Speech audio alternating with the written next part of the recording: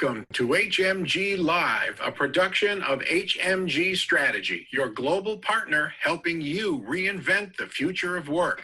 Home to the HMG Strategy Top Technology Executives to Watch Awards, and also offering the HMG Marketplace, a fast, easy, safe, and efficient way to connect with the right vendors for your technology needs. We can't be together at these events, right? But I think the next best thing is being able to connect through the marketplace. And now, a warm welcome to today's host, lead principal and CEO of HMG Strategy, Hunter Muller. Good afternoon and welcome to the Minneapolis CIO Executive Leadership Summit. I'm Hunter Muller, lead principal of HMG Strategy. My team and I are delighted to be here with you today, and we have a world-class agenda here for you folks. A big shout out to our partner today. Our partners make the model work. Cloudera is an exceptional company. We'll hear more from them today here in a minute, but thank you very much for supporting today's conference. And we'll hear a little bit from Knutson regarding the Minnesota CISM chapter, a partner of ours. Good afternoon, everyone. I'm Knutson, president of CISM Minnesota. Welcome to the HMG Strategy Minneapolis CIO Summit, co-hosted by CISM Minnesota and partnering with HMG. It's been a great partnership for us over the years. Here at the Minnesota CISM chapter, we are all about advancing the practice of IT leadership for our members. Today, we've got a great program, and I don't want to delay it at all, so let's get to it. Excellent. Thanks, Harold. Great to be with you here today. And we'll see you in a little bit. And we have Mark Taylor, the CEO of CISM International, to see you coming in from Austin today. Hey, Hunter. Indeed, I am. Great to see you again. Hope things are going well for you. Yes, they are. And you? Yeah, absolutely. Hey, listen, Hunter, thanks for the investment that you're making with the team there in Minneapolis. Harold and his group have really built a great local community of technology leaders, and your investment has made a real difference. So thanks so much. We appreciate all you're doing to help us build the CISM community and get the word out. Thanks so much. What's new with CISM International, Mark? Oh, man, we're going into a great fall, actually across the country with our 40 chapters. We've got a great foundation event coming up for our CISM Foundation, where we really invest in the STEM community in each of our communities. We give about $1.5 million a year, Hunter, across the country into STEM initiatives that help those on the edges of the economy get into the digital economy. So we're real proud of that, and we're going to be highlighting that on November 6th. Hope to have you there. Excellent. I'm in. I'm definitely supporting you guys. Love you it. Bet. Thanks, Mark. Thanks so much for your support. Take care. Good to see you again. You too. And check out the HM Marketplace. Help us refine it. I would love feedback regarding it. Video here. We're going to run a video, or actually just a little input. What is your organization's specific technology need right now? See AI, autonomous, cloud, email, security, SaaS, PaaS, WAN, segmentation. Please fill it out and submit. And later, I'll be honoring the Top Technology Executives That Matter Award recognition program. I think we have a little video. Founder and CEO Hunter Muller will proudly recognize and honor global technology executives who matter. These top-tier CIOs, CISOs, and other technology executives have genuinely distinguished themselves in business transformation, digital disruption, innovation, and talent development through even the most difficult circumstances. These awards are not given lightly. They are earned. Recipients join an elite community of forward-thinking global technology executives in the HMG Strategy community. We are delighted to celebrate these exemplary leaders and their teams who have delivered unparalleled value to their organizations, their communities, and our world. Please stay with us for the award ceremony and meet the 2020 Global Technology Executives who matter. Yeah, please stay with us to the end. Pretty excited about today's recognition program. So first up, we have Patrick Thompson, CIO of Albemarle Corporation. Patrick, welcome to the summit and the show. Good afternoon, Hunter. How are you? Excellent. Great to see you. Where are you coming from today, Patrick? Virtually through my Charlotte home office. We have a work from home program, so I'm calling you from my condo uptown in Charlotte right now. Oh, excellent. Hey, a little bit about Albemarle and your industry. Just set a little context, the kind of industry player that you all are. Sure, thanks. Albemarle is a specialty chemical company. We have three main chemicals that we provide to three different industries. One being the lithium business, which would be lithium batteries for phones and cars, EV cars. As you probably have heard today, a lot of hype with Tesla's EV battery day. So we're excited to hear some of the announcements he's making as he's a collateral client to us.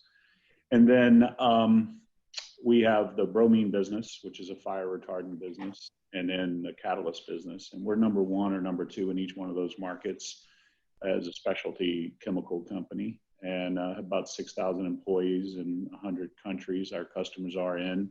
We have about 46 offices around the globe, and we're in some of the deepest parts of the world in the desert, mining out some of our chemical materials to make the specialty chemicals that we deliver to the market. Excellent. You know, Patrick, we've gone arguably through an amazing time here the past 6 months, and securing the enterprise has been a real issue. How have you found securing your enterprise? What have you learned? Yeah, I think, you know, COVID, if there's a silver lining here with COVID, it accelerated the IT investment associated with working remote. And with that, I think, you know, we've coupled both moving to the cloud, accelerating the digital acceleration faster, and with that, bringing the security stack with it. In our particular case, to get into some details, you know, we're using the Microsoft stack, we're using all their security features, we're using AOVPN. So when someone connects to their computer at home, it's just like basically in the office from a secure perspective. So we don't allow our computers to just go on to the internet without going through our domain first. And that's really helped with a lot of the security concerns that we've had. So that's just one example. The other one is cloud. Moving to the cloud, we've moved almost 100 terabytes of data to the cloud and off-prem. So physically, we don't have to touch servers, as well as, you know, we can't protect those assets better than, you know, some of the cloud vendors that we use, obviously, with their budgets and capability to secure our data in the cloud. So that those two areas, both the digital aspect of, you know, accelerating those technologies has also helped with the security aspect as well. Interesting. So, you know, when you think about the new norm, what does 2021 and beyond look like in your view? Yeah, so, you know, just doing a little bit of research on, you know, I'm a co-chair of the SAP CIAC, which is the Chemical Executive Advisory Board, just polling my teammates, it's pretty consistent. Everybody pretty much has a hybrid strategy heading into 21. Coexisting with work from home and return to work, RTW. So hopefully we will be hearing more about RTW as science helps us get past this COVID pandemic. But people are finding smart ways to go into the office, create flex schedules. Corporate travel, I think, is going to be reduced materially still into 21. We'll have customer-facing travel for travel, but, you know, a lot of corporate travel is still going to be probably tightened into 21. Facility expansions are probably going to be interesting. You know, I don't see us taking down any more space, and then doing spatial distancing for the hybrid workforce that does want to return to the workforce, and then culturally change management as well as working from home for especially single parents or parents that don't have the ability to send their kids to school.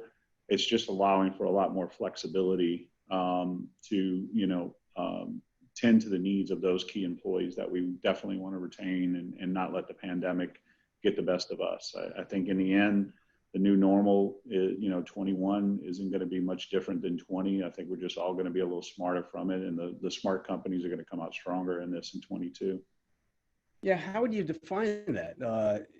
when you think of the pandemic, what have you been able to accomplish accelerating digitally? Yeah, I think everybody probably has the success story in this space. And, you know, I think culturally we've always been sensitive to change, and we always had a very methodical way we rolled technology out. COVID didn't really allow us to follow that culture or that methodology. And so change management has been embraced a little bit more aggressively in our culture. When we saw what we could do in 6 days of going from an average of 500 people to 5,000 working from home and doing an upgrade remotely without having a physical, you know, meeting in the office for our SAP upgrade that took 6 months, we showed that we could do a lot more, you know, even remotely, and be very productive, if not as productive, more productive working from home. So, you know, I think the new norm is going to embrace that digital, you know, more digital capabilities in this particular area, and just accelerate IT's investment in those. Patrick, you've always improved your leadership style, and culture is really, what are you doing there? You know, the company is really over communicating, which is a good thing. You know, we're really reaching out to our people. We are, all of us as leaders, are trying to create settings where, you know, how do we replace the water cooler? How do we replace the cubicle hugging or the hallway talk? We're finding collaboration tools to bring that to bear, to keep the innovation and the thought-provoking ideas of, you know, 2 + 2 = 5. So we're, you know, culturally, we're really still trying to embrace the innovation, you know, but using technology because we can't get face to face. And then we just care about our people. You know, we just care that we're not going to let this pandemic, you know, destroy a good company that was built, and, you know, we're doing really well. We're, you know, hitting on all cylinders still. Our plants are essential to the marketplace. So they've been open from day one.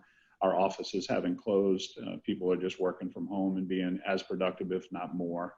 And so, you know, Albemarle is focused very much on the most important asset we have, and that's our people. Makes sense, right? You know, over the years, you've created a lot of other CIOs. That's a hallmark of a great CIOs. How many other CIOs you've launched?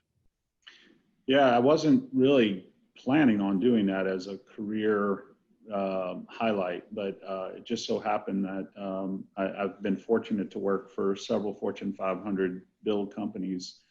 They weren't Fortune 500 when we started, but when we finished, before they might have been sold off or spun out, I hired a lot of IT professionals in my lifetime. And as a result of that, I now have 33 CIOs that have worked for me in the past that we still get together once a year, right before Christmas, and just kind of have a call, and it's like a mini HMG, Hunter. You know, we're just like, hey, what are you doing? Well, you know, we're learning from each other. So I'm learning from a lot of the guys that were working for me way down in the ranks, and now they're CIOs, and I'm proud of them. And we keep that network going.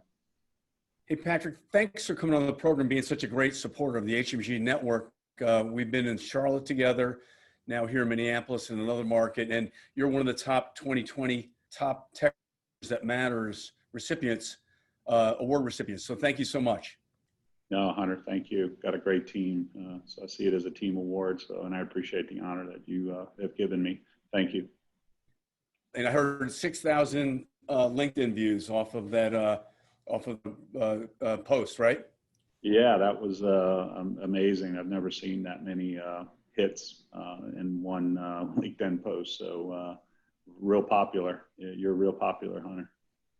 Thank you. Hey, good to see you. We'll talk soon. Thank you. Take care. Hey, next up is Maike. Cindy's the VP of Industry Solutions at Cloudera. Welcome to the program. Good to see you. Hunter, great to be here, and thanks for having us. Great event. Looking forward to spending the afternoon with the group. Awesome. And where are you coming in from today? I live in a suburb of Kansas City called Overland Park, Kansas. Oh, right there in the heartland. That's awesome. Yeah. Hey, you know, When you think of Cloudera, what should we be thinking about? What are the industry enterprise issues you all are tackling? Yeah, so Cloudera, we're an organization that provides open source platform for data and analytics. And what we're seeing right now is organizations really need options. So being able to provide an analytical platform that brings together any type of data on any cloud provider or on-prem. So it's really about how do we help organizations get faster time to insights. Okay. And when you think of data now, why does data matter so much? Yeah, it's data's everywhere. And, I think as we look at, what's going on with Industry 4.0 from a manufacturing, from an industrial perspective, to, different new data sources that we're seeing, there's the term streaming, but I always refer to as there's data that's everywhere. And, how do we make sense of it? How do we actually understand whether or not we should be using data?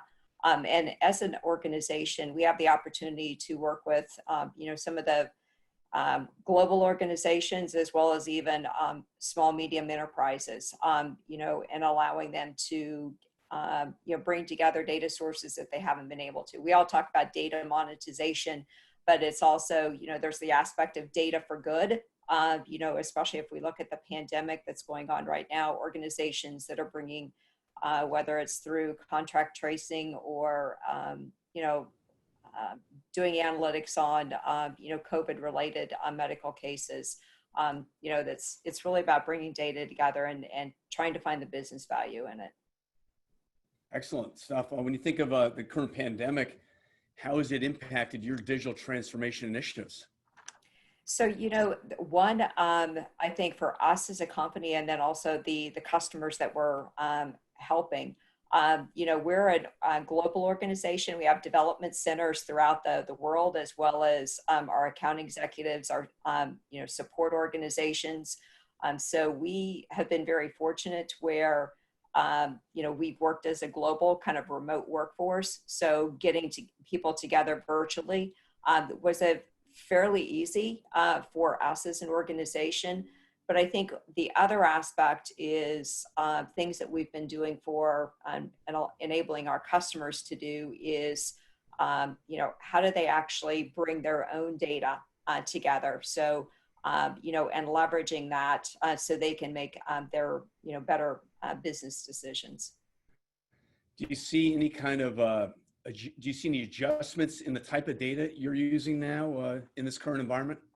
Yeah, so I would actually say right now, we are seeing organizations, whether it's a financial services organization from a banking to, you think about retail consumer packaged goods, and really looking at, how do we look at new data sources or kind of creating digital twins of things that we typically may have done in the physical world? How do we actually emulate that from a digital perspective to actually be able to look at our demand forecasting, look at our supply chain, look at the network analysis that we have to do to say, if a company is a global enterprise, what's the demand for goods today versus what they were yesterday? Historically, we might have said, hey, we'll look at seasonal models on how do we plan our business. And now it's like, I need more streaming information. So if I'm using point of sale type data, or if I'm using, what supplier has that capability of either raw goods. So it's really about, leveraging machine learning, leveraging AI to actually help us deal with more a higher velocity of data than what we've had to do in the past. And being able to do, reforecasting, looking at economic models. If you're a bank or if you're an insurance company, what risks do I actually want to underwrite? We're all looking at, different economic data. And I actually was working with a credit bureau not too long ago, and they're bringing in data almost instantaneously on being able to reevaluate what the impact to, whether it's a credit score or if it's, passing that information off to a lending organization. So I've definitely seen an increase in the speed and the velocity of data that's being analyzed than maybe traditional historical models. Well, it's truly every company's a tech company, and data is the currency, the oil of the enterprise, right? Yeah. So when you think of data decay or loss of the value of data, talk to that. What does that mean? So, data has shelf life. And so if you, and especially it depends upon the type of industry or the business outcomes that you're looking at. So today, what I made reference to consumer goods or, retail perspective is, what's on the shelves today. I mean, here we go again. We're in a paper towel supply shortage issue because the demand has definitely increased. And from a looking at the supply chain behind that, it's, what data do I actually want to use? Is that model good? The other aspect is if I look at, say, certain type of, data that I use for, predictive maintenance. Everybody wants to be able to do predictive maintenance. Now we're actually seeing companies say, I want to do conditional based maintenance because I'm actually really looking at the cost of doing that maintenance. So from that aspect, you sit there and say, what data should I be using? Because I don't want to be making a decision on, older historical information. So what's the recency of the data and whether or not it's still valuable. So data decays very quickly now, as opposed to, in the insurance industry, you say, well, let me look at that model from 15 years ago. Companies aren't looking at models that are 15 years old.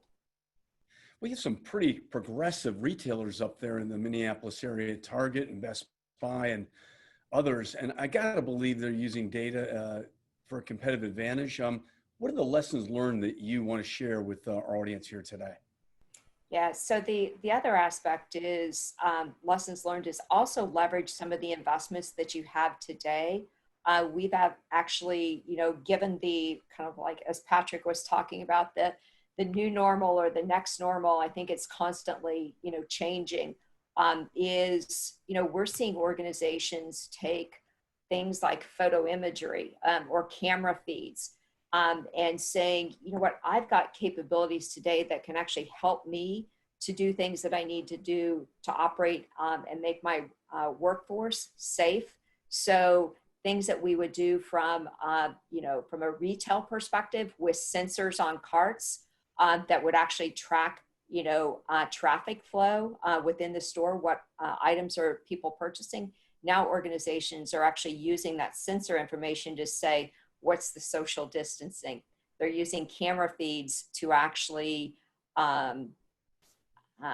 look at social distancing. When was the last time things were cleaned within a store from an operations perspective? So lessons learned is, I think, sometimes we need to be more creative and innovative in the investments and leverage the investments that we've made, because right now everybody's looking at, am I going to be, what's my path to survival in certain aspects? So how do we look at leverage innovation to leverage what we have to actually achieve some of the things we need to do now and into the next normal?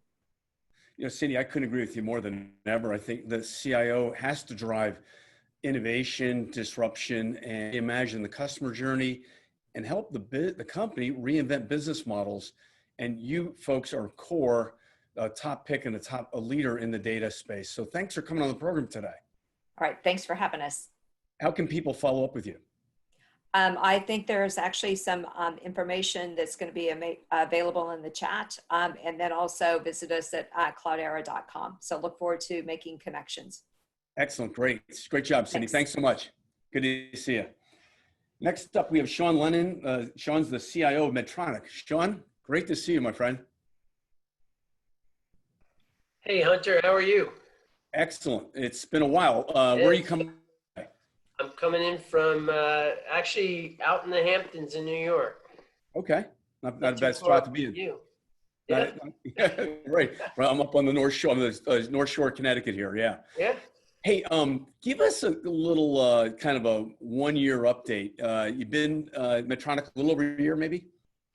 Yeah, just over a year. It's been, listen, I can't tell you, it's been such a great ride here for the last year. We really have, we have a new CEO coming in, we had a good amount of time prior to him coming on board to really set the stage for how IT is going to really be a big part of the value stream in the company. And I think over the past year, we were able to really take us from being very focused on keeping the lights on and really over to, maintaining that, which we still have to do, but at the same time, really focusing our value opportunities with the business and really showing how we can create new value. Excellent. What was it about the mission and what Medtronic does that brought you to the company?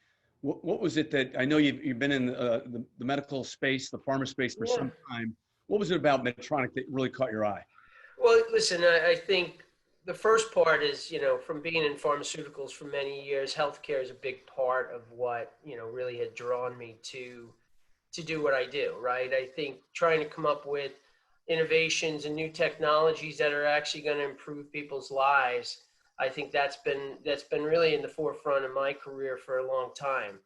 Now, coming to an organization who does that as well, but actually whose product is a technology was really, for me, a real draw. The other thing is, I've been in a lot of companies where they've had a mission and, everyone knows the mission, but it's not something that people live and breathe every day. And here it is actually a big draw here. And every person I talk to in more than the 9 months that it took me to come on board, and then really the last year and a half, everyone really feels for the mission. And really the mission is such a big part of what people do here. And you hear so many stories out and about how, how my dad is alive because of the work that you guys are doing in the pacemaker and in cardiac heart area. My son has, is a type 1 and type 2 diabetic, and wouldn't really, you've improved their lives so much.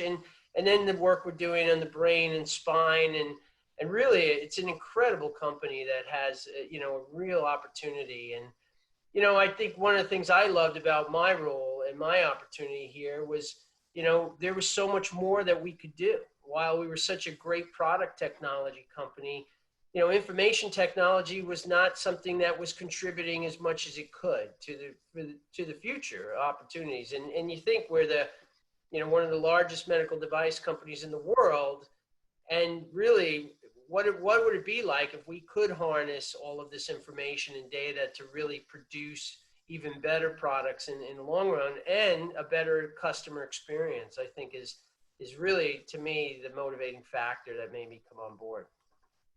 The customer, really, it's all about the customer journey, right, Sean? Yeah, it really is. I mean, it is.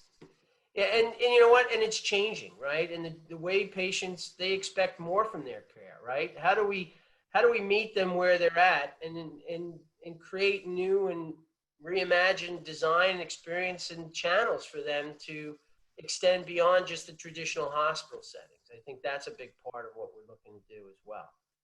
Great stuff. What are some of the leadership challenges or your leadership style during the pandemic? Were you able to get things done that would have taken years? Yeah, listen, we were fortunate that when we were doing this work, we really did a full scale review of all of our, like any typical IT CIO that comes in, right? They'll come in and they'll look at kind of where do we sit from a stability and technology perspective. What's our tech debt look like? Have we been making the investments we need to make? And we crossed that bridge early on in latter part of last year and really made a lot of investments in upping our technology, upping our, stability in our platforms, and just in our network design, our VPN, just to allow for everyone to be operating at the same way that they would operate in the office.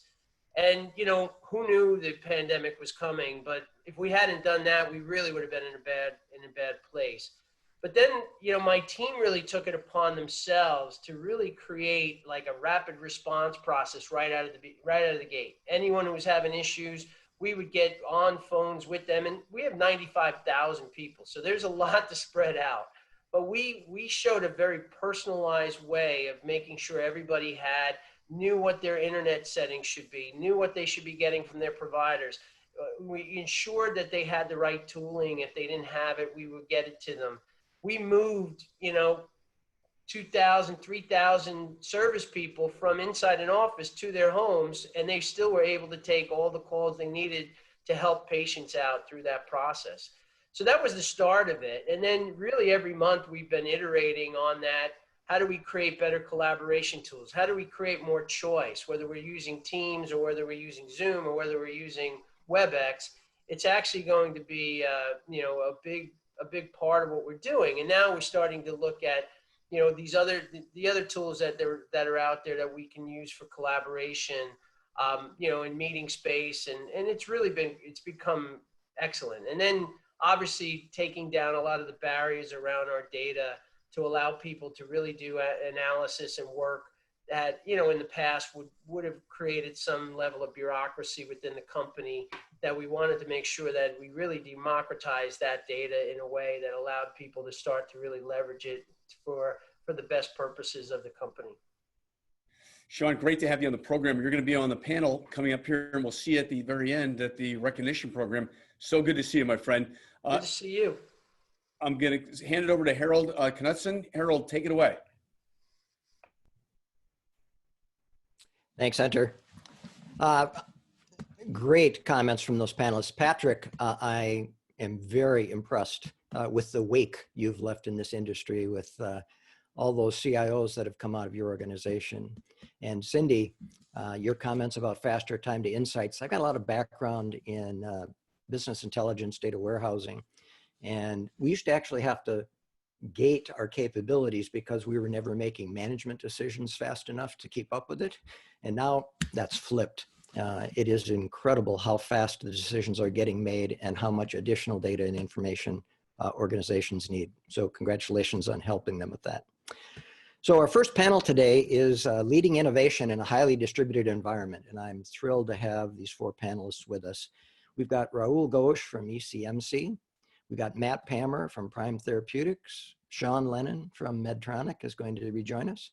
And Tarek Holmes from the state of Minnesota, which is a good blend of industries and companies to provide us some of this information. I'm going to ask each of them to start off with just a very brief introduction of their current role, and then the scope of responsibility and size distribution of their team. And I think that'll come back into play in our comments. So Rahoul, do you want to start that? Certainly. I figured since you named me first, I would be first. So here I am. So I'm Rahoul Ghose, and I'm the CIO at the ECMC group, which is downtown Minneapolis. We are a student financial services and an education delivery company. So we run career colleges in the what would be traditionally called the vocational space, or career tech education is what it's called now.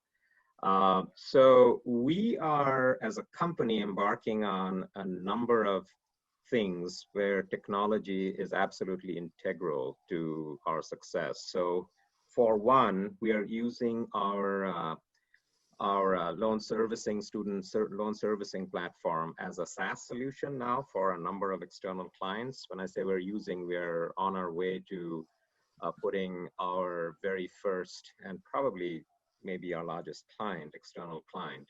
So using technology, the technology platform as a source of revenue, that's a first for the company. And it's certainly having us exercise many muscles that we didn't have to in the past. The second thing is, in our education delivery world, we are looking at delivering education on a much more broader landscape than just our ground schools. So going online, building partnerships with service providers out in the industry and becoming their training and employee training pipeline, but doing it with a technology platform where it can be self-paced learning for someone inside a company, learning how to fix a furnace, HVAC technician training, and so forth. So all of those are requiring us to, again, rely on technology differently than we ever have before. Rahoul, what's the distribution of your team geographically? So the majority of our team is here in Minneapolis. I would say that's roughly about 2/3 of the team is here.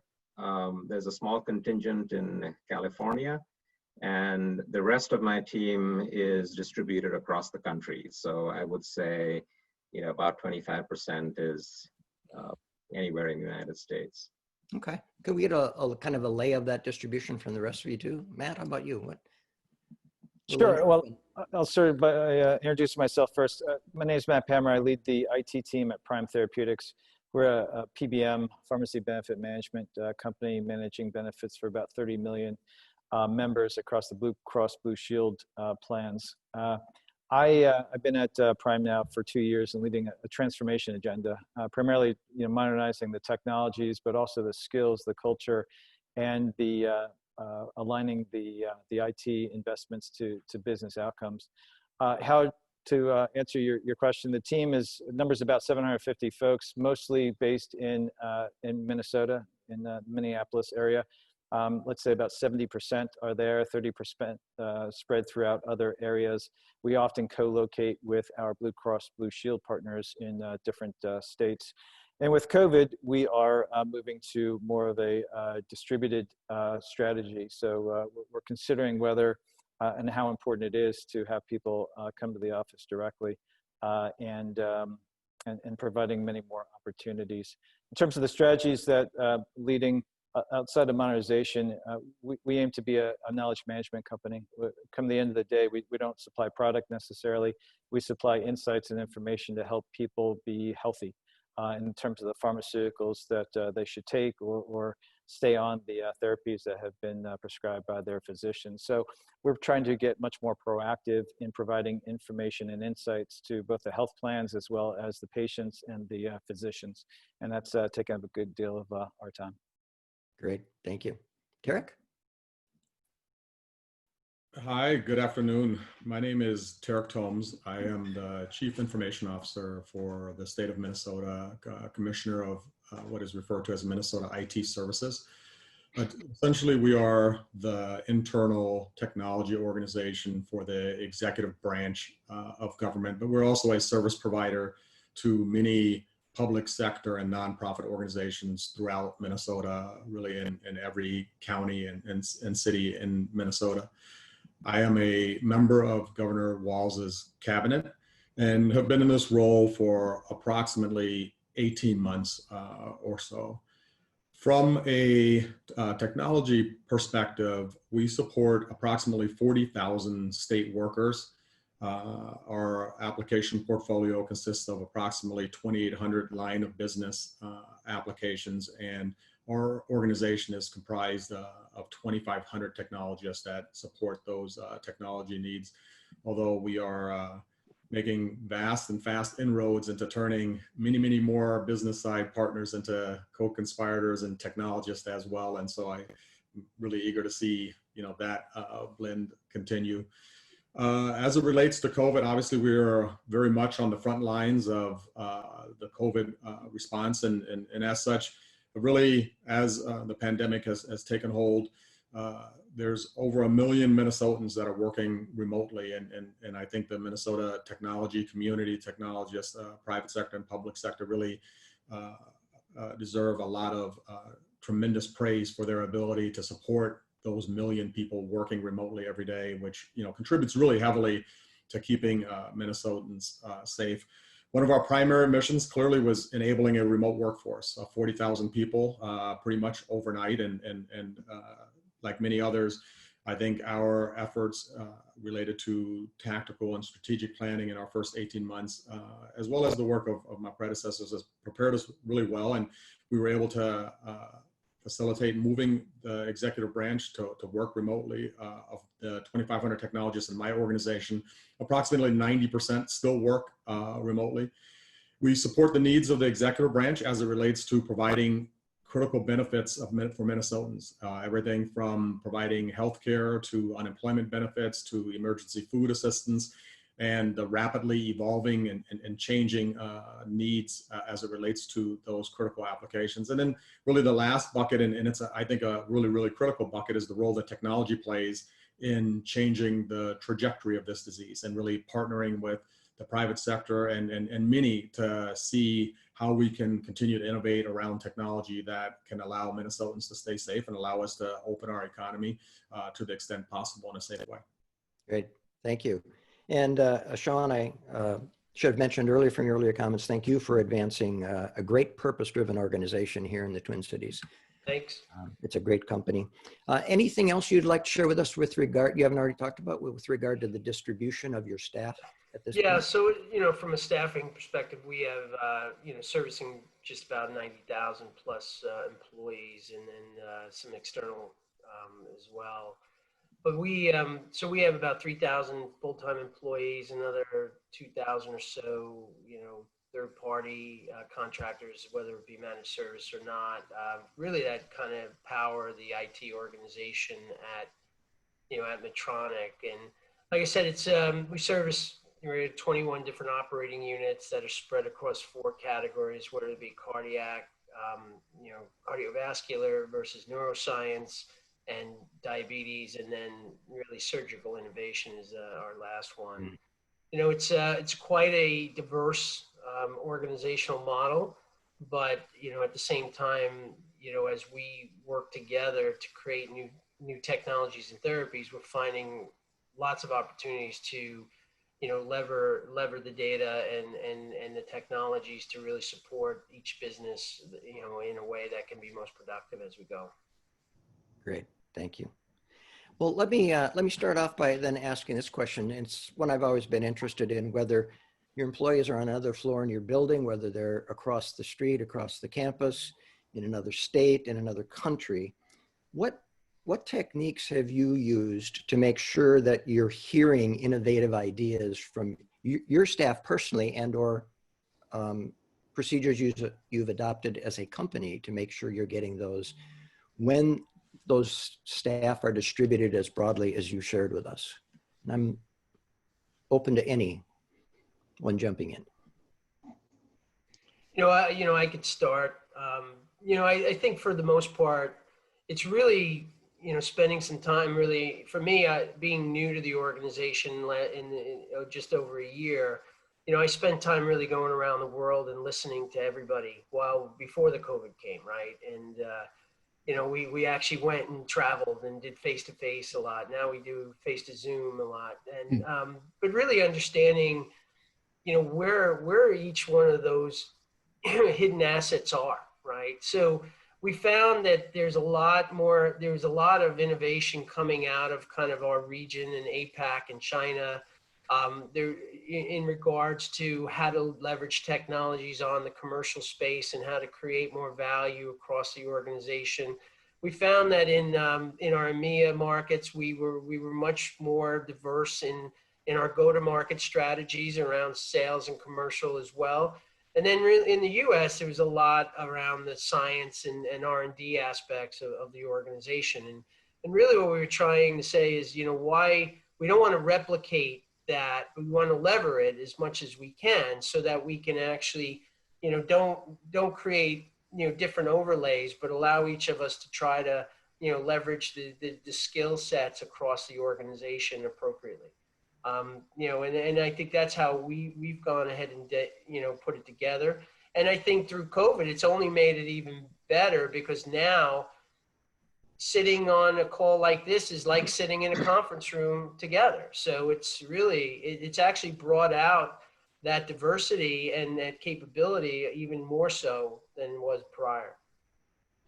Harold, if I could add to that, I totally agree with what Sean said. For us, one of the, and for all of us, I'm sure on this panel, being people-centered is absolutely just critical for us, and a design approach to, how we go about creating technology solutions and making sure that we connect with the people that we're creating solutions for and inviting them into that space and inviting them into that ideation. Because for us to be confronted with a critical need or a how might we and not include the people that ultimately will be confronted with navigating these technology solutions would really just lead to something that is less than desirable. One of the things that we found, and we've always known this for sure, is technologists are amazingly bright people, but they're people first, and they care deeply about the events and things that are going on, and inviting technologists into conversations that are actually non-technology oriented. I've asked technologists to do global environmental research on how different societal sectors are opening up. How is the health and fitness space doing in the United States or globally as we think about the opportunities? And our technologists dive into these challenges. Certainly with COVID-19, we've seen immense disparities and inequities that exist in our society magnified dramatically. Everything from healthcare to education, and inviting our technologists into that ideation, because they're people first, and they really provide such meaningful insight. The last thing that I would comment on is maybe more a little bit in the form of a question. One of the concerns that certainly I have within our organization, relatively large organization, is our remote world has created a little bit of a popular culture, if you will. Those people that are extroverts that lean in heavily, they get to be engaged. And I am worried about the technologists that maybe don't have a full meeting schedule every day, that are not, a part of the frontline response, and making sure that we connect with them as well, because they're no longer in the office. They're no longer participating in those important conversations. And Tarek, I'd like to come back to that if I could, but I'd like to give Matt and Rahoul a chance on that first question. Sure, and I can provide some perspective to Tarek as well, because I've seen a bit of a transformation in the last 6 to 8 months in the way that we innovate.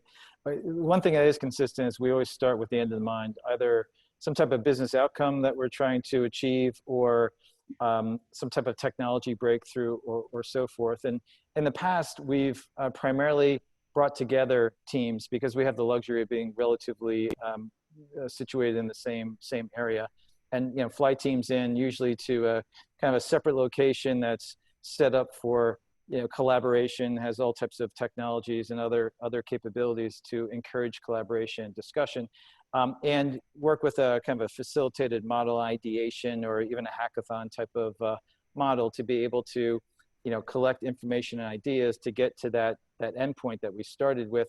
And that was certainly effective, but it all needed to be done at the same time, and generally was a single point in time that generated some good ideas, but it was hard to collaborate offline after that team went back to their day jobs. What we found with COVID, to maybe answer Tarek's question a little bit, we actually had a tool we didn't even know we had. It's a portfolio management tool that also has a crowdsourcing capability to it. And we leveraged that crowdsourcing capability, once again, with the end in mind. That was all consistent. And it allowed for kind of asynchronous contribution and ideas. And somebody could suggest something on a Monday, and then 2 weeks later, somebody else could add to it and continue the dialogue. And it was almost like we were going from kind of independent, specific innovation sessions that generated good ideas to kind of continuous innovation. And it never ends. When people have, you never know where the spirit's going to strike you. And when you come up with a new great idea, it's always great to be able to put it someplace, and somebody else, it may prompt another idea. So that's some of the change that I've seen over the last over the last 6 months. Excellent. Rahoul. Yeah, so again, echoing everything that everyone else has said, the couple of things I would add is, we did some work to put some structure around this idea of innovation. So in the IT organization over the past year, we have implemented a concept called the Idea Factory. And so, one of my executive leaders runs it, but essentially what it does is it harnesses the ideation from across the IT organization. We have a process of funneling, prioritizing, and then going back to the organization to talk about what we're going to do or not do. But the process of having a place to give people a voice, but also going back and giving the feedback as to what we are going to do and why, but more importantly, what we are not going to do and why, has been helpful in keeping up engagement. Across the company, we instituted last year design thinking as an approach.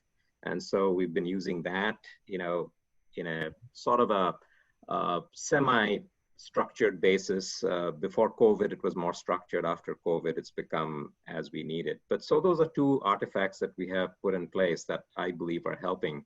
The one thing that I would say is that the whole idea of innovation, because we're a distributed IT function and a company, it wasn't that we were doing anything in one location anyway. So we had to rely on this idea of having people from different places be participating, and the tools had to follow. But the whole COVID situation has created some natural impetus for innovation. So for example, this client we're working with for a SaaS solution, well, we now use Teams with them to collaborate. In the past, we probably would have hopped on a plane and gone and spent two days in an offsite with them. So it really accelerated the use of Teams across our companies. We're looking at ways in which we can do more online delivery of education using virtual reality as a way of providing hands-on learning skills. So I would say the difference that the COVID and remote work and work from home has created is accelerated some of those opportunities that we might have taken a while to get to. It's just put a finer point to it.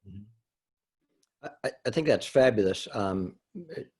Tarek, your initial comment there, I'm always worried about missing the quieter people with maybe the deeper thinkers that aren't as vocal. And even on a Zoom call, you get people stepping on each other unless you sequentially pull your staff on ideas. So having a place to put some of that, have you actually then found good ideas coming out of there from unexpected sources? Oh, absolutely, 100%. And certainly the challenges that exist are immense. Everything from how do we support the remote workforce for the executive branch of government to how do we shorten the time that it takes to get test results from a patient that's taken a COVID-19 test all the way to a contact tracing individual that's going to try to figure out where has someone been and who they've been in contact with and who maybe, would be at risk and should quarantine. And the types of ideas when you take that kind of an approach are really large. And oftentimes if you have digital constructs, they lend themselves really well to people that may not speak up very vocally in a meeting, but certainly participate in a written form. We have a lot of online digital events for our employees, everything from dealing with our tougher societal issues to, ideation sessions that deal more directly with our COVID-19 response. And we certainly have seen contributions from people in unexpected roles, and we ask unexpected questions. We certainly don't feel that if we have a web developer that we only ask them web development related questions. We pose and offer up opportunities to lean in irrespective of background, and the governor has done an amazing job of building a really cross-collaborative team where our COVID-19 response really transcends any of our traditional departmental silos. And as such, we've seen really a vast amount of contributions from many, many people. That's great. Sean, you had mentioned you're using some new tools also in your earlier comments. We're using Teams quite a bit, right? We actually have created communities on Teams that allow those quieter voices to have their own communities and really talk amongst themselves. And then we actually invite those thoughts to be brought forward in some of our collaboration sessions. And we still look at, how we can do, those different, and really we try to reward, those obscure, groups to come up with ideas. And we want to make sure that everybody's heard. But I think the best way to draw them in is to show that, when they do offer ideas and they do offer opportunities, is that we take them seriously and we take them forward and we invest in them. And actually, everyone wants to be part of something, right? So, whether they're the quiet ones or the leaders, if they're part of something that they can believe in and get behind, we've been able to pull that out. there's a number of Mira and other tools that we could use to do, Stormboard and all that we would use to do some more of the, the design thinking methodologies. We're struggling, as Rahoul said, trying to move that out of kind of our design center and our innovation center in the in our Medtronic facilities to do it online. And I think that's what we're tasking the team now, is how do we come back to, the best way to do hackathons, the best way to do innovation sessions and iterations in a Zoom mode, in a Zoom world or in a remote world, and how do we get that momentum going forward?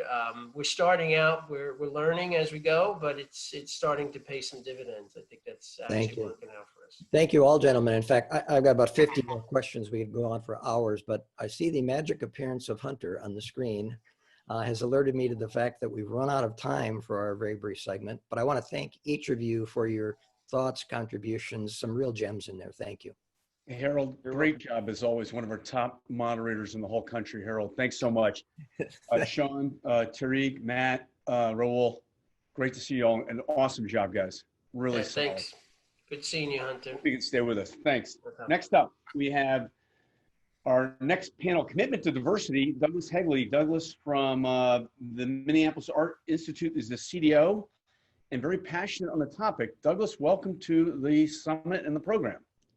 Thank you, Hunter. Thank you. It's nice to be here. And I've got some terrific panelists who will be joining me, and I need them to turn their videos on now. It's good to see you guys on the screen soon. I think there's a poll question that's going to pop up. If folks would sort of weigh in on their perspectives there, that'd be great. So, like I said, we have three great panelists, and what I'm going to do right now is ask each of them to introduce themselves very briefly, please. And we'll start with Ty, and then do Chris, and then do Robin. Thank you very much. Good afternoon, everyone. I'm Ty Spratt. I'm the Chief Business Technology Officer supporting IT for 3 state agencies: the Department of Labor and Industry, the Department of Agriculture, and the Board of Animal Health. You got the opportunity to hear from my boss, Tarek Tomes, a little earlier, in which I'm a member of his senior management team. Thank you, and looking forward to the conversation today. Good afternoon, everyone. My name is Chris Taylor. I am the Chief Inclusion Officer from the state of Minnesota.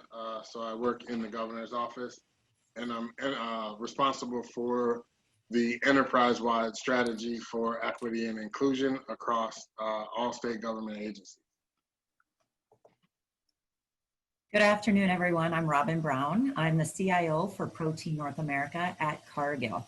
I've been there just a little over 2.5 years now and had the distinct pleasure of driving some pretty innovative transformations. So it's fun to be here. Thank you. And thank all of you for joining me for this conversation this afternoon. And we've got 25 minutes to explore a topic that takes 25 years to sort of really understand. So we'll do what we can, right? My argument, I think, or what I will put forth to everyone here is that at this moment in time, any discussion of leadership and strategy must include a discussion of diversity, equity, inclusion, accessibility, DEAI, and there are other acronyms describing this work. Research that's published all over the place, including Harvard Business Review, has shown time and again that a more diverse workplace is more successful, more creative, better at solving problems. So most companies have some kind of program in place to address this, and yet the success of those efforts has been mixed at best. Let's explore these topics with our wonderful panelists. And I'm going to interject before we jump into questions that I am not an expert, probably like most of you in this topic. I'm not a trained practitioner. Most of you probably aren't. Chris, thank you for joining us. You are. I hope that you will join me in thinking of ourselves as students of this work. We are constantly learning. We're applying what we learn to our leadership practice, and let's continue to learn together. So my first question to the panelists: what was a catalyzing moment in your personal journey toward diversity and inclusion perspectives and efforts? Chris, let's start with you.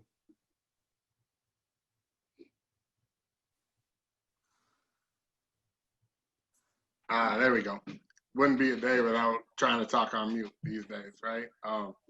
So early on in my career, working for the Minnesota Historical Society, I was doing teacher workshops. and they were all diversity or diverse content related. And so, I did a lot of time researching history and how to teach history and these types of things. And we were at one of our sites in southern Minnesota that has to do with Dakota history, Native American history. And the site manager there, I was meeting him for the first time, and he was a blonde-haired gentleman with blue eyes. And I was in front of the teachers introducing him, and I was talking about how he was a fantastic example of how you did not need to be Native to run a site dealing with Native history. And then he got up and introduced himself. He said, "Hi, my name is so-and-so.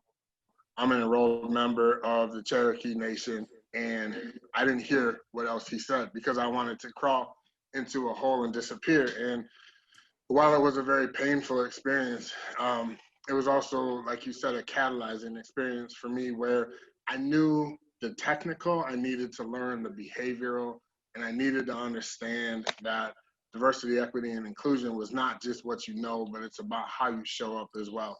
And that really put me on a learning journey. And I look back now and I am so thankful that that experience happened, even though it was painful as it was. How about you, Robin? Yeah, so I'm going to go all the way back to high school for my example. Little different approach. So I grew up in a very, very small farm town in Iowa. Literally, it was 350 people in my town. I had a graduating class of 10. I literally lived in a bubble. So I hadn't been exposed to any kind of culture, ethnic diversity, race, nothing. And one year, I think I might have been a junior in high school, we had a family that moved to our small town of Terrell, Iowa. And I remember the gentleman's name was Christian. He was 2 years younger than me. He had a younger sister. His mom was white. His dad was black. And this family was not received well in my farm town. And I remember watching the struggles that he went through. I remember folks picking on him because his family looked different than the rest of ours. And I remember sitting there one day just going, this infuriates me and I don't know what to do. I'm young myself. How do I stand up for this? And so I looked at Christian one day. He was an amazing singer, just had a great voice. And I walked up to him one day and I said, hey, you know what? We've got a recital coming up. Why don't you and I do a duet together? And he looked deadpan at me and he said, Robin, we can't do that because I'm black, you're white, you will get ridiculed, I'm gonna get ridiculed, we can't do this. And I said, I don't care, Christian, I don't care what people say, let's do this and show them what you can do. You've got an amazing voice, I'll try to keep up with you, but that's what we did. So we knocked it out of the park on our duet, but what it created was a platform for him to talk about some of the things he was good at. It was another way for people to view how he was a human being. He had so many things to offer to our school and that we could all learn. And for me, I look back at that moment because I was in high school. I didn't know what to do other than to stand up and kind of prove everybody wrong. And for me, I look back at my leadership journey and I can pinpoint it to that time that's how I learned to stand up for people. It changed how I approach situation and to make sure at all times I'm listening to other people's views and perspective and just be very aware of how your actions are coming across to others and are you being inclusive or not? Thank you, Robin. Ty? Yeah, thank you. My example probably goes back, about 20 years or so ago when I was working for the Department of Human Services. And I had went out for lunch and was walking back into the building. And I saw a person in a wheelchair. And at the time, the entry into the Department of Human Service does not have a cutout for that person to be able to easily, have access to our building. And that just struck me in part because at the time, the Department of Human Services, the kind of branding of the organization, real front and center of that was a person in a wheelchair. And it just struck me and just kind of punched me in the nose of, here we are, that's what we do, that is what we do. And probably just that somebody didn't think of it. We didn't make it easy for somebody in a wheelchair to actually access our building.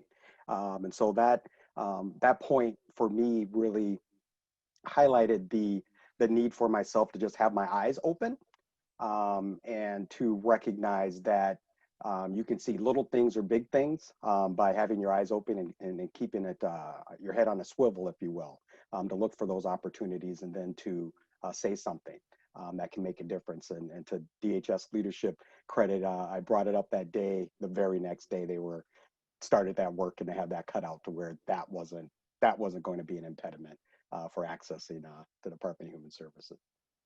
Thank you. And thank you for reminding us that when we talk about diversity, we're talking about a lot of different potential variables: race, gender, age, ability, and more. So it is a broad field and a complex field. Now I'd like to turn to asking you, based on everything that's going on in the world right now, a COVID global pandemic, justice movements in response to police violence, political polarization, how have you seen changes in the corporate or state dynamics when it comes to DE&I efforts? Robin, can we start with you this time? Sure. I am seeing a lot of changes going on in the corporate dynamics today. I think for the first time, we've got leaders at all levels really truly looking at understanding our employees.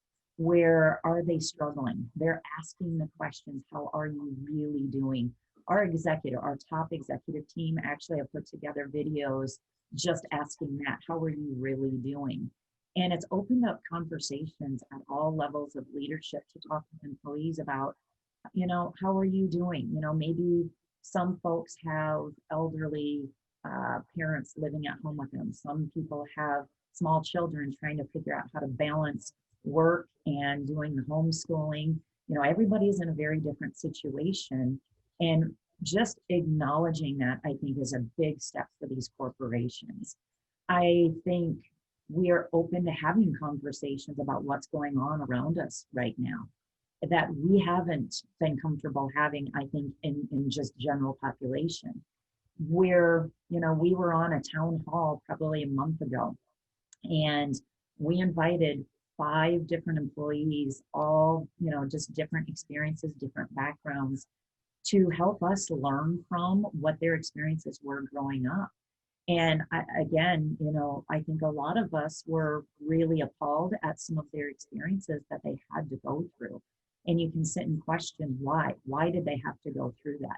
But it's brought us an awareness. If we can listen with our ears to these experiences, learn from their experiences on, okay, how can I reflect back? Have I ever made people feel like that? It starts to kind of reflect on how you treat others as a leader and what changes you can make in the situations that you're in your teams, in your company, even out in the community. And I think for the first time, we have openness to have those conversations and have it be okay. So I've seen a lot of great change in the community and in corporations, Douglas. Thanks, Robin. And one of the phrases I've always loved is listen with your ears, but hear with your heart, right? And that is a way to exercise that. Ty, how about you? What have you seen in terms of changes?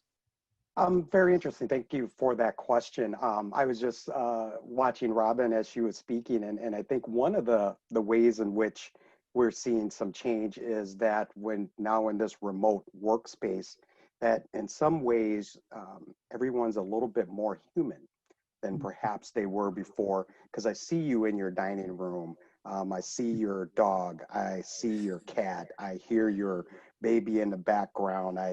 All of those, in a sense, kind of those non-verbals that we used to pay attention to in that meeting, what's not being said and how is somebody, are they fidgety, are they this, and those signals. And I think these opportunities here, in a sense, again, to kind of see your whole self has offered some opportunities. And I think maybe for us all to kind of connect as human beings to one another, and not just what you see or your title in the meeting or in the office and those things, because we probably all can admit there's a certain level of maybe a different persona that you might have in the office than you do when your 13-year-old child is yelling at you about whatever isn't going right for them today and how you react to it. So I think that's been an interesting thing, and just watching Robin in what seems to be your home setting is kind of, oh, okay, well, what's going on there in Robin's place?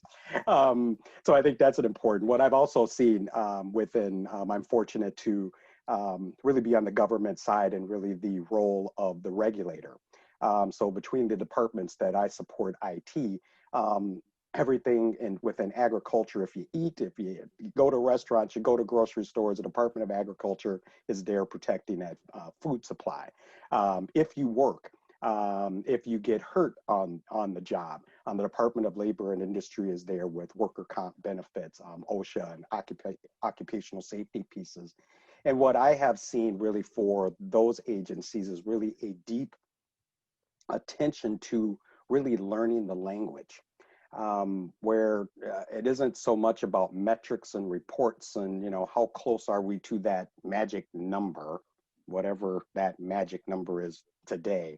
But what I'm seeing is that the department leadership is really engaging to really learn what it is. What are the concepts? What does it look like?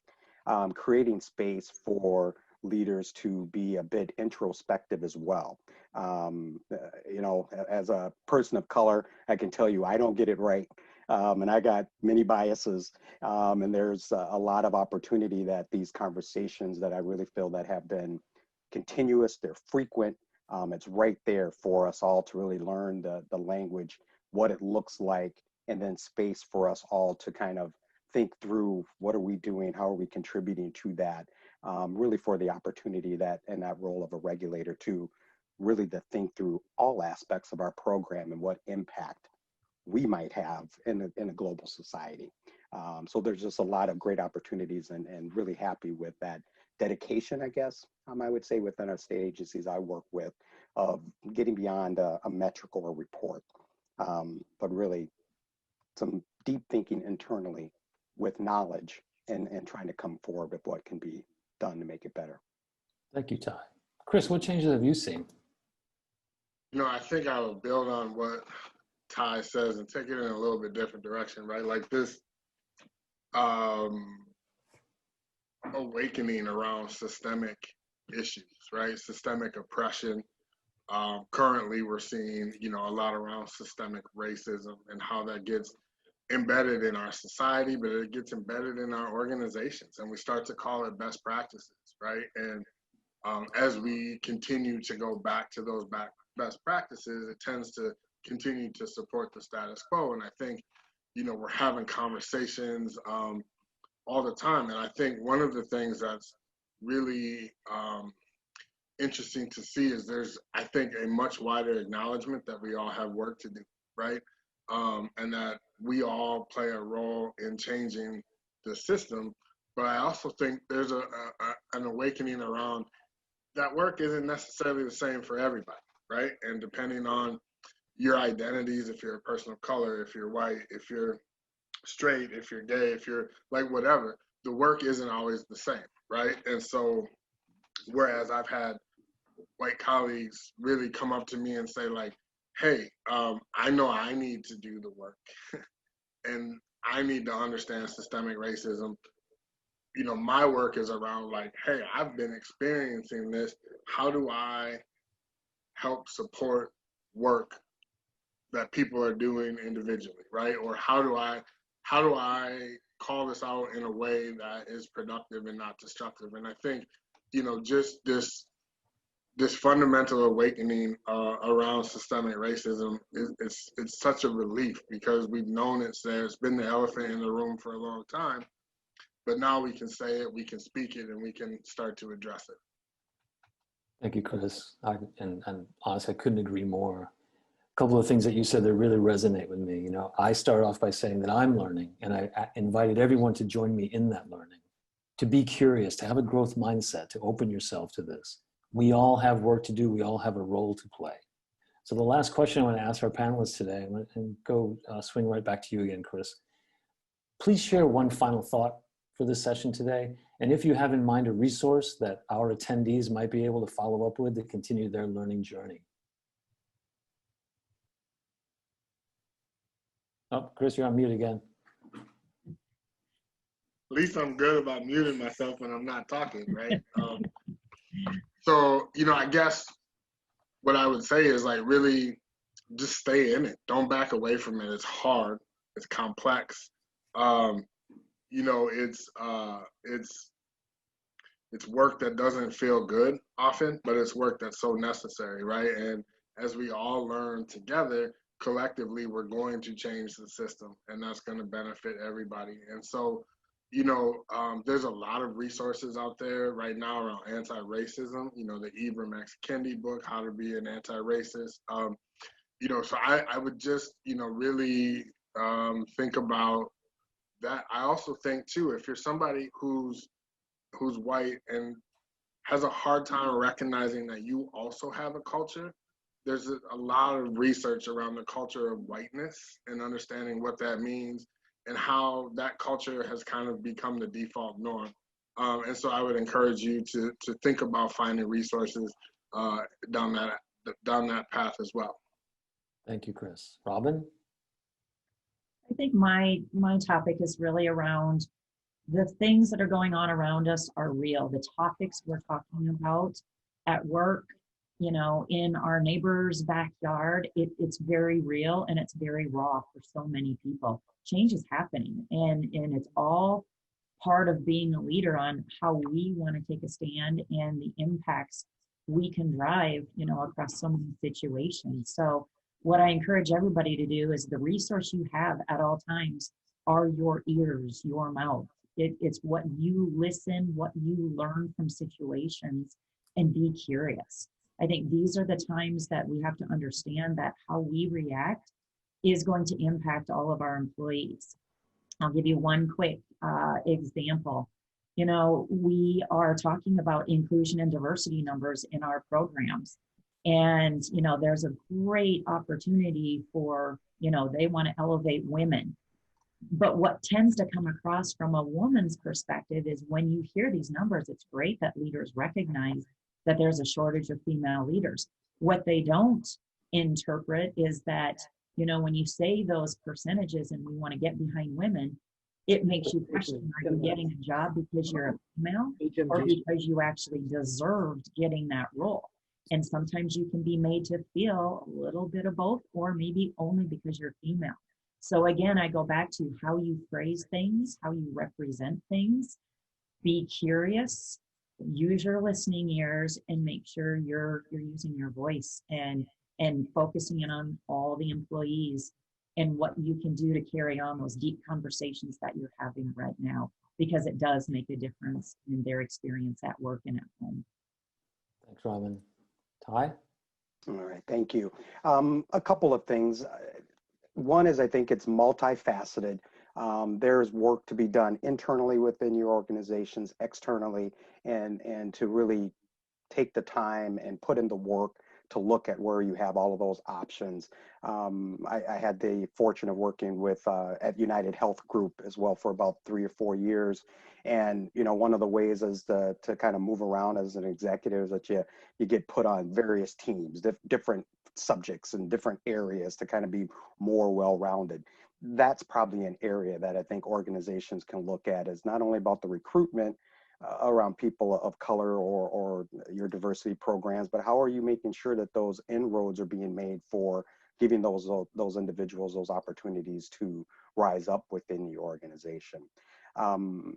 As kind of an IT conference, I feel like I'd be remiss if we didn't talk about security a little bit, but one of the ways in which we talk about security within our team is that there is no there when you think about security. It's continuous and it's always there. I would offer that this topic, there is no there as well. It needs to be continuous, and it's just something that needs to be embedded in part of the fabric of your organization. And 2 more points. One is think about the concept of white guilt and that kind of thing. I've had one of my team members talk about, I feel guilty, and I don't know that that's such a great place to come from. I think about myself of, the actions and how well they stick when I'm coming from a place of guilt. I would say in my own life, they don't stick quite as well. If it's coming from a place of guilt, it's kind of like, I don't want to feel guilty anymore. That's the outcome I'm after, not something maybe broader. And I think that's an important concept or thought anyways that I would offer to the group, is to where are you coming from that perspective, and take actions that can actually stick. And I'll leave it there. Thank you so much, Ty. And I really am super grateful to all three panelists for sharing your perspectives today. I admire and learn from all three of you. Deeply grateful for everyone's attention. I'm going to pass the baton over to Hunter. Douglas, great job. Tyrone, Robin, Chris, amazing, excellent. A best session on the topic we've had in the last 6 months. Really appreciate everyone's work and contributions. Next up is the crisis in career, preparing for your next opportunity. We have Jamey Cummings, Senior Client Partner at Korn Ferry, and Renee Frey, Founder and President of TalentQ. Folks, welcome to the program. Hi, happy to be here. Good to see you both. Renee, you're coming in from Minneapolis, and Jamey from Dallas, is that right? Okay. Yep. Hey, Renee, when you think about the pandemic and what's changed, what are tech leaders looking for now in their next hire? Yeah, well, they need people who can pivot quickly. Obviously, a lot of the leaders had to take their thousands of employees out of their offices and put them into their homes. So they need people who are really good at leading change. And then again, also that employee retention piece. They need to keep and retain their employees and make sure they're all being taken care of, because there's a lot of times in technology, if you lead large technology teams, there are some that tend to be more introverted, and you got to make sure you're on the pulse and that they're doing okay and that all of your team is being taken care of as we've transitioned to this virtual setting. When you think of getting ready to grow in your current role or getting ready for the next big idea, what do you suggest people do in their personal development time? Yeah, well, I want to share a document, so hopefully this will work if I can share my screen. I don't know if some of you have heard of this concept, the personal board of directors. So I've laid this out really nicely, because when you're thinking about your career growth, it should always be top of mind, no matter how busy you are. And a lot of the people that you can put on your board of directors can really help you.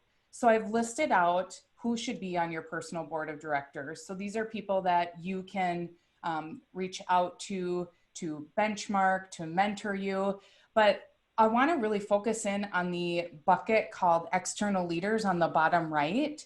These are the people that, and I triggered on there, I put CEO, external peer, or board of directors, because these are the people that will help you learn about the opportunities out there. CEOs always know about the C-level movement going on, as well as board of directors. And then external peers might be getting those phone calls for great opportunities. And even though they might not be interested, they might be sharing those with you. So I encourage you to utilize your personal board of directors and keep these names changing. I mean, you should be looking at this about every 6 months to a year at minimum, because you never know when the opportunities will surface. And this will keep you engaged and really closely connected with all of these individuals on your personal board of directors to help you in your career growth. Hey, Renee, that's really a smart chart. I love it. We could probably do a nice article around that with Tom Hoffman, our head of research here at HMG Strategy. Let's follow up on that. Okay, sure. Here, Excellent. I'll stop sharing now. Or do you want me to leave it up? You probably need to stop. I think that's a perfect use of space and time. Thanks. Hey, Jamey, good to see you, my friend. Hey, Hunter, good to see you both of you. I was sorry I was on mute before, so I meant to say that previously. Good to see you both again virtually. Hey, no worries. When you think about trends and what you're picking up in the marketplace, what are clients telling you about their next hire of a tech leader or a CDO? Yeah, it's interesting you say that. We're actually in the midst right now of doing executive leadership team stakeholder interviews with an industrial client who is looking to drive some change. And what they're, in a nutshell, they're looking for a change agent.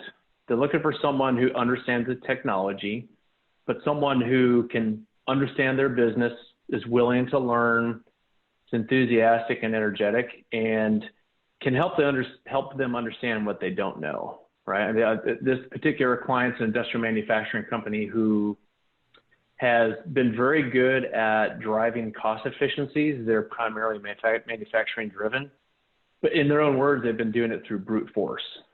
But that's not going to get them to where they want to be fundamentally to change the game.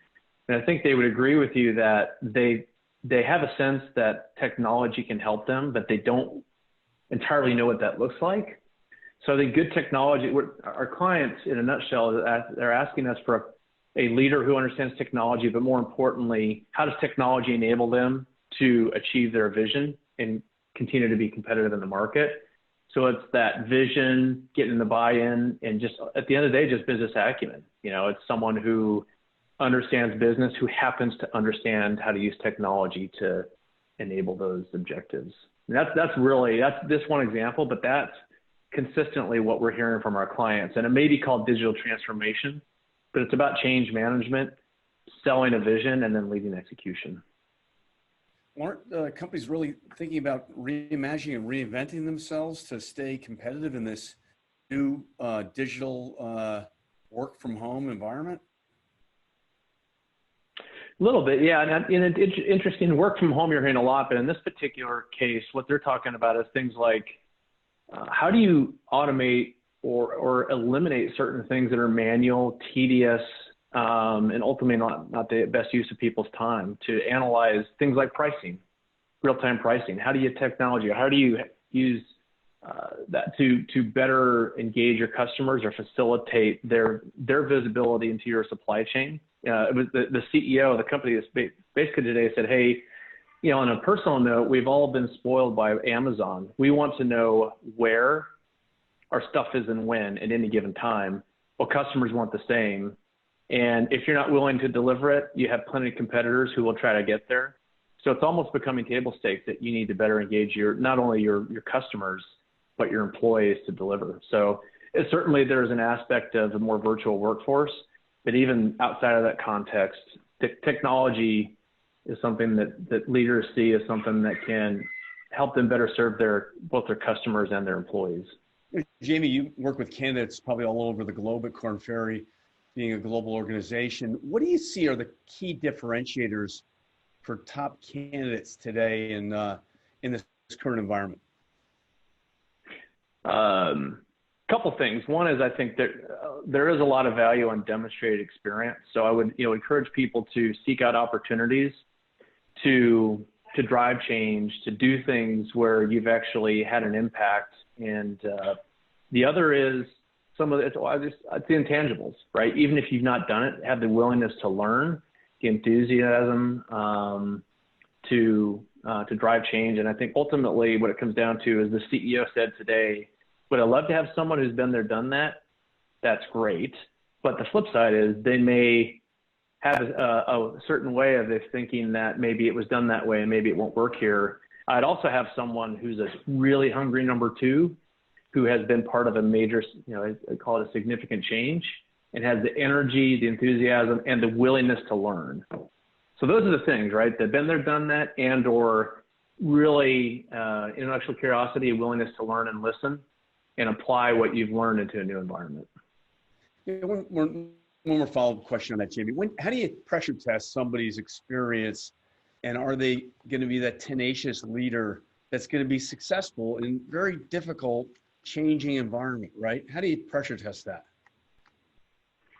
Good question. Well, I mean, certainly there's ways you can do it through interview, and I'll talk a little bit about how I do that, but certainly referencing, right? You don't want to just take their word for it, but I personally like to do and not tell me about a time when, but when I walk through the resume, I call it situation, action, result. So, okay, what did you parachute into, to use a military term? What did you inherit? What was your assessment? And then, okay, how did you rally the troops and what did you do and how did you do it? And then the most important question is, what were the obstacles and how did you overcome them? Really dig into that. How did they drive that change? And that, at any given time, I may spend 15, 20 minutes of the interview talking about that one change management experience.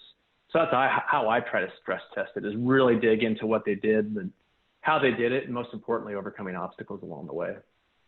Thanks, Jamey. Great job. Great answer. Hey, Renee, back over to you. We think about this pandemic may have accelerated people's dissatisfaction and in a role in a company. Is now a good time to change companies?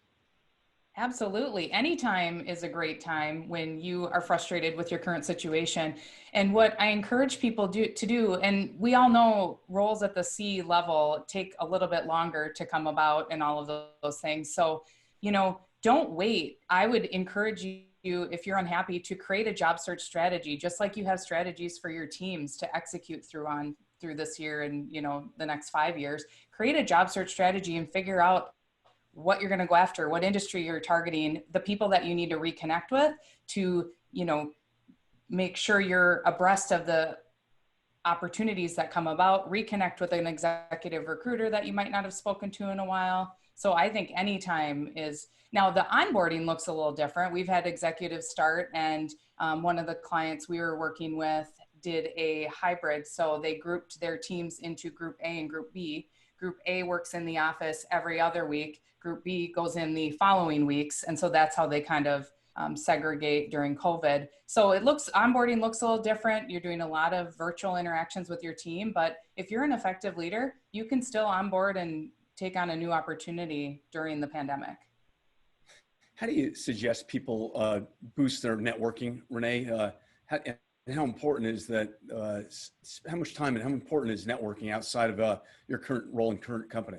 Yeah, it's tremendously important. So not only can you benchmark with other people about issues in your current organization or learn about what they're doing in their organizations, but networking, I mean, it's all about who you know. It really does go back to that when you're finding a new opportunity. And obviously I'm a professional networker. I love people, I love networking, but I think if you've been lax in reconnecting with your network, you got to get on top of it if you want to find the next growth opportunity for yourself. And I would say, you know, set a goal that's realistic to you. We've got a lot of busy C-level execs here. You know, maybe reach out to 3 people a week that you haven't connected with in a while. Just start small, but just take one step, because anything that you do can lead to things down the road. And if you think of somebody, reach out to them in that instant. Say, hey, you just came across my mind. I used to love it when we worked at XYZ company, and just like reach out to them in the moment when you're thinking of them, but you've got to stay connected to these people. Excellent. And Renee, a little bit about your firm and your space. What kind of search do you do? Yeah, we do executive recruitment all across the nation. Our specialty is IT and operations and supply chain. Excellent. Thanks for coming on the program today. Yeah, thank you. Okay. And thanks for sharing that slide. Excellent job. You know, Jamey, back over to you. When you think of, I know you have a focus around security as well. True? Yeah. I mean, yes, absolutely. And it ebbs and flows. But even pre-COVID, the last 8 months or so, we've seen a significant uptick in activity for CISOs. And I think that that function is just not as mature yet as the CIO function. So from my perspective, there's not as many number twos getting their shot at the top role yet. So once a couple dominoes fall, you start to see a little bit of musical chairs, and we're a little bit in the midst of that again right now. Well, it's a fascinating role, right? How many years all in has the CISO role been in place? Roughly?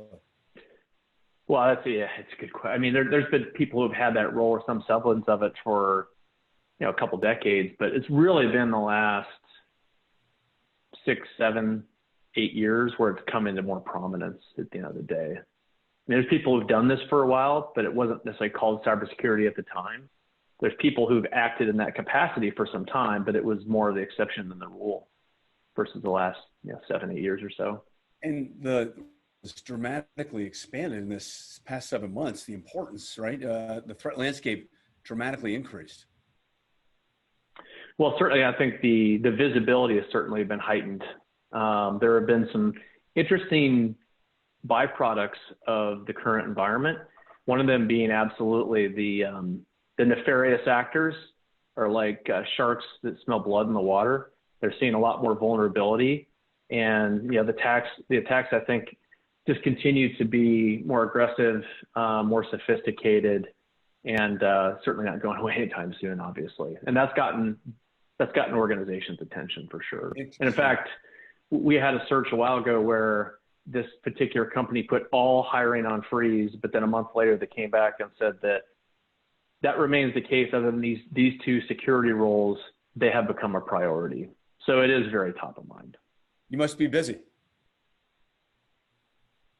We have been relatively busy, yes. And my hypothesis is that there will be either a swell or a wave.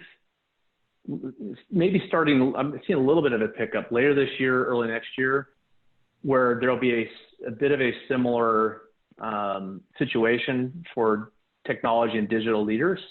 I just don't think it's been as pressing because it's maybe not seen as high of a risk, but I suspect that some organizations will think differently about technology and digital and the leaders they have in place, and there will be opportunities coming. That I'm not going to call my shot on that, but I do think it's going to start to happen a little bit more in the next few months. Jamey, thanks for coming on the program. And Renee, great to see you. Thanks again. Thank you. Excellent. Next up, we have Securing the Future of Work. Great segue, right?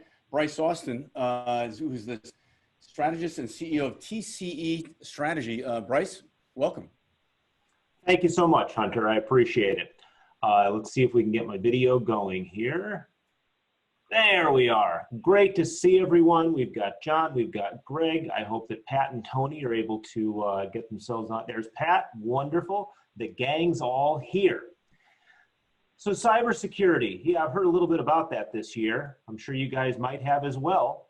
I'd love to do introductions and what have you, but we just have too much to cover and not enough time. So I'm thrilled to have on the panel Pat Joyce, CISO of Medtronic, Tony Taylor, CISO of Land O'Lakes, Greg Thayer, CISO of Comm-Works, and John, I'm going to butcher this, Iannarelli? Close enough. All right. Former specialist with the FBI. Thank you so much for your service. And he also goes as FBI John and is a fellow professional speaker. Thank you all for joining me on the panel. I appreciate it. So, a month ago, a criminal complaint was filed today in federal court charging Joe Sullivan, former CISO of Uber, with obstruction of justice and misprision of a felony in connection with the attempted cover-up of the 2016 hack of Uber Technologies Incorporated. I am unaware of a CISO of a major company being charged with a felony as part of the work that they did at a company. This is new. This is different. How does this change our jobs as CISOs? I'll jump in. First of all, thanks for the opportunity to be here. Appreciate it. I don't think it changes our job because our job is to protect data. Our job is to protect systems. Our job is to protect the rights of people in data, the ownership of data, access to data. It's about the value of the data. And if there's been a situation where something has been breached or something has been impacted in some way, it's a huge part of our job to find out how it happened, why it happened, and to keep it from ever happening again. So the key word I think you used, Bryce, was he's been charged with cover-up. Now, obviously, they have to prove that, and they obviously have some data behind that, or they wouldn't have charged him. But if you're covering up something inappropriately, then there probably are consequences. Yeah, I think that's an important part that Pat made there is it's the cover-up aspect. I don't think any other aspect of the CISO rules change because of what's happening there.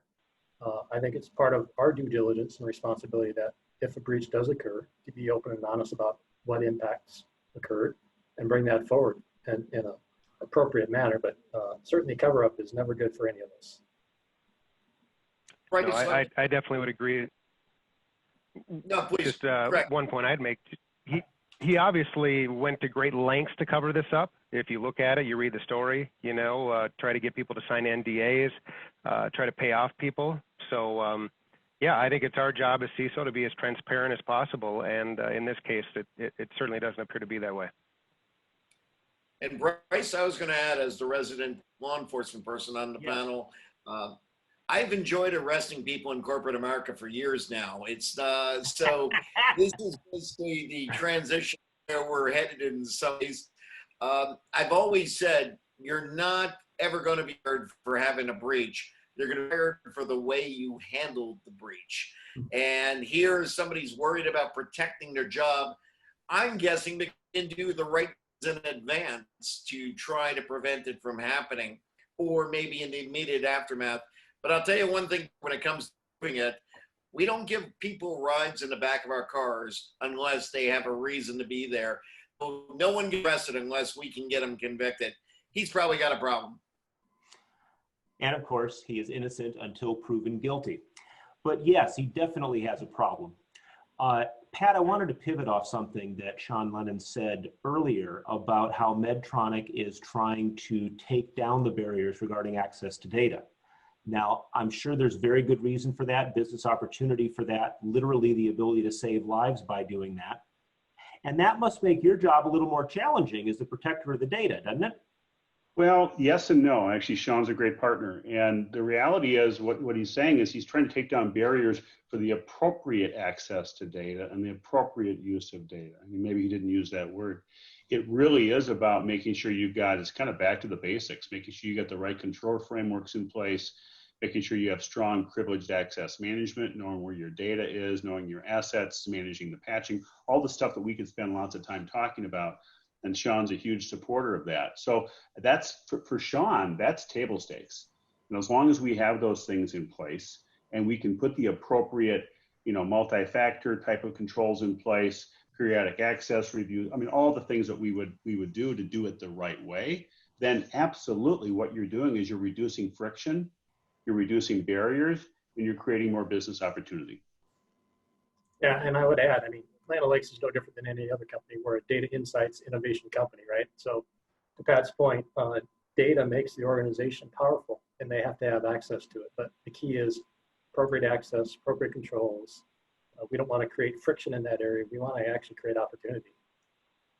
Oh, and I would say appropriate monitoring as well. Maybe that goes without, but just because you provide access to something once doesn't mean it's access forever, right? So having a good privileged access program, having a good idea of the value of certain types of data, and then managing that appropriately, that's all part of that framework or that fabric that Sean's talking about. So Greg, question for you. You are newer to the CISO role than some of the folks that are here on the panel. Who should make the decision about what is and isn't reasonable access to a given piece of data? Who owns it and who decides who gets to have access to it? That's a great point. Prior to me, formalizing my role as a CISO, I was CTO for Comm-Works and kind of wore that dual hat of security. Obviously, as the threat landscape has grown much larger, the need for me to focus on this is there. But ultimately, I think that discussion has to happen at the top down, from the executive level to define those data owners, who they are over the systems, and then communicate that to make sure the IT staff knows. You got to have those proper controls in place. It's a challenge for us. Fair enough. So we have this little COVID issue of 2020. I'm guessing most of you have heard of it. We have a dramatically increased attack surface because we have so many people working from home. We have so much more use of VPNs.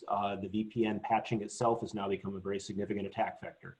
John, I've seen FBI stats that phishing attempts and other what I'll call low-level cybercrime is up 400% year over year. That's the largest jump that I've seen. Yet a lot of companies have shrinking budgets because of COVID. Now, there are some winners and some losers, but overall, I think I saw one statistic saying the economy was down 32% because of COVID issues. Hopefully that number is getting better. But that doesn't mean our budgets always are. What are all of you doing in this struggle where we have shrinking top lines, which means we have a shrinking bottom line, and the work that we need to do as CISOs is increasing dramatically? Let me start off to address some of the statistics that you gave. You're right, the numbers have grown exponentially. And the problem is, even during good economic times, there is not a lot of law enforcement out there to investigate these crimes. You've always sort of been on your own to keep yourself safe. The cyber criminals know people working from home are not thinking about cybersecurity. They're thinking, thank God I have a job. So as CISOs, we need to make sure we're messaging on a daily basis the importance of cybersecurity, because people from home are probably using personal computers, which means family members are on those computers, creating greater risks. Just a little bit of thought and reminding them of the dangers so that way they can keep the business safe. Fair enough. Anyone else? I think I should call Sorry. people better. The joy of Greg, first you, then Tony. Okay, so yeah, we had, obviously in March quickly pivot to a remote work staff, and I think, at the time, we tend to want to let down our guard some because we got to continue to do work, but it was that continual communication with our end users to, send them, the things they can do at their house to make sure things are secured. We require multi-factor authentication when connecting on VPN. A lot of different things you can do that are low cost, but yet protect the home perimeter as well.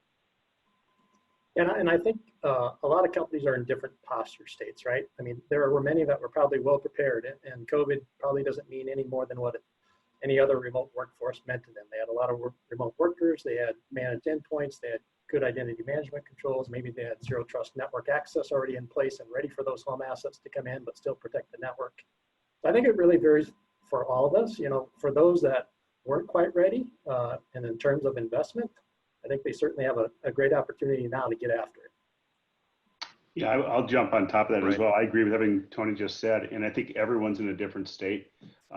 We've been working on a strategy for secure from anywhere for a long time because we are such a global enterprise, and so we were fortunate to have had the investment to deploy the right things. That doesn't mean we didn't have to jump through a bunch of hoops, but having the right kind of access control, having privileged access, having multi-factor, having VPN, having EDR at the endpoint, all those things allow you to have that, call it, level of security or visibility that you would have had inside the firewall, outside the firewall, and that's made a significant difference. Does that mean you're perfect? Of course not, but it does help you evolve into that better state. And I've been fortunate to have senior leadership in the company understand that we do need to do these things from the board on down, and we've been able to pivot and make those things happen. Excellent. So John, with your former law enforcement experience, this has been a wild ride in 2020 with cybersecurity. We have major media outlets reporting that it was a 17-year-old that hacked Twitter so badly he gave himself complete access to every single account on there. We have got the North Koreans robbing banks with keyboards. We have got the Russians and others trying to interfere with our election, the same way I'm sure on the back channel we have with other people's elections, but these things are real, they're happening. In this post-COVID world, are you seeing a change as to who these cyber criminals are and who we should be thinking about as our adversaries?